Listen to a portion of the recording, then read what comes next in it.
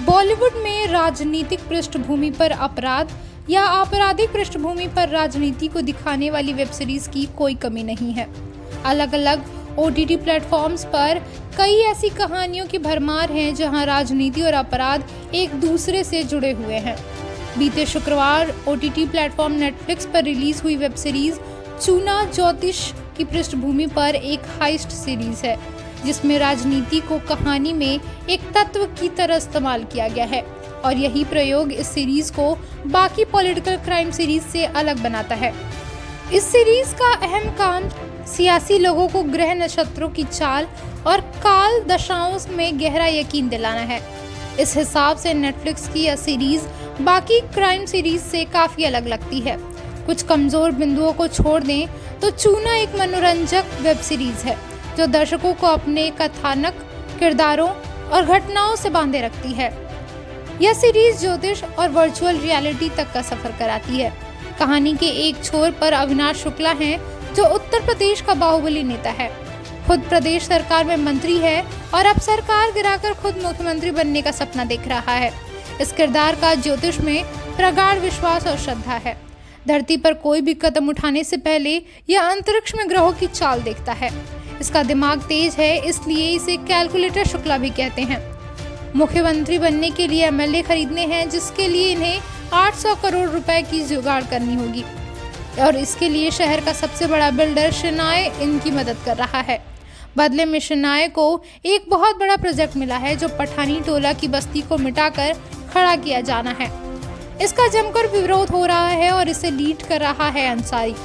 कहानी के दूसरे छोर पर 6 लोग हैं जो शुक्ला के सताए हुए या बर्बाद किए हुए हैं। इनमें से एक शुक्ला का बेहद करीबी भी है। यह लोग टीम बनाकर शुक्ला का 800 करोड़ रुपए और उसके किलेनुमा ऑफिस में चुराने यानी उसे चूना लगाने की प्लानिंग कर रहे हैं। चूना के निर्देशक और लेखक दोनों ही पुष्पेंद्र नाथ मिश्रा हैं। ज्योतिष विद्या और राजनीति की पृष्ठभूमि पर एक हाइस्ट की कहानी गढ़कर पुष्पेंद्र ने बने बनाए सांचे को तोड़ने की कोशिश की है और काफी हद तक मनोरंजन प्रदान करने में भी सफल रहे हैं।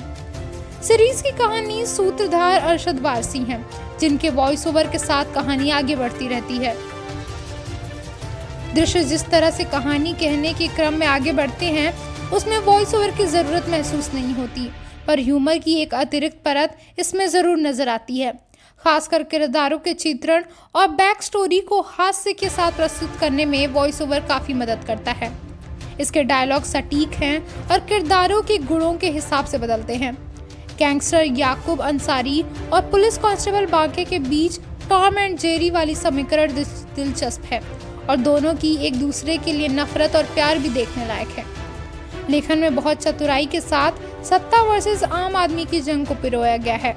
शुक्ला सत्ता के जुल्म और अत्याचार का प्रतीक है, तो इसके घर में चोरी करने वाले सभी 6 लोग समाज के अलग अलग वर्गों का प्रतिनिधित्व करते हैं। 8 एपिसोड्स की यह सीरीज के कुछ दृश्य इसे अलग स्तर पर लेकर जाते हैं और कुछ दृश्य बिखरे हुए लगते हैं। चूना में कोई भी किरदार पॉजिटिव नहीं है, सभी अपने अपने तरीके से सही और गलत को जस्टिफाई करने में लगे रहते हैं। शुक्ला सत्ता पाने के लिए किसी भी हद तक जाने को तैयार है और इसके लिए वह ज्योतिष की मदद लेता है। ग्रह नक्षत्रों का हवाला देकर पंडित तक को जान से मरवाने की कोशिश करता है। हालांकि बाद में काल के जाल में फंसने पर अपने इस फैसले पर पछताता भी है। शुक्ला के किरदार में जिमी शेरगिल असरदार लगते हैं। कहीं कहीं यह किरदार रावण से प्रेरित लगता है। शुक्ला के ऑफिस में हाइस्ट की तैयारी कर रहे 6 दुश्मन ग्रह यानी किरदारों में सबसे दिलचस्प त्रिलोकी है, जिसे नमित दास ने निभाया है। बाकी की बहन और अंसारी के प्रेमिका के किरदार में मोनिका पवार ने सधा हुआ काम किया है। यह किरदार भी हाइस्ट का हिस्सा बनता है। झुम्पा के किरदार में निहारिका लीरा दत्ता प्रभावित करती हैं। ग्रह नक्षत्रों की चाल दिखाने के लिए VFX का प्रयोग मजेदार लगता है। कुछ दृश्य और घटनाएं चूना की रवानगी को चूना लगाती हैं, हालांकि कलाकारों का अभिनय इसे भर लेता है। पॉलिटिक्स, क्राइम और ज्योतिष की ये तिगड़ी देखने लायक है।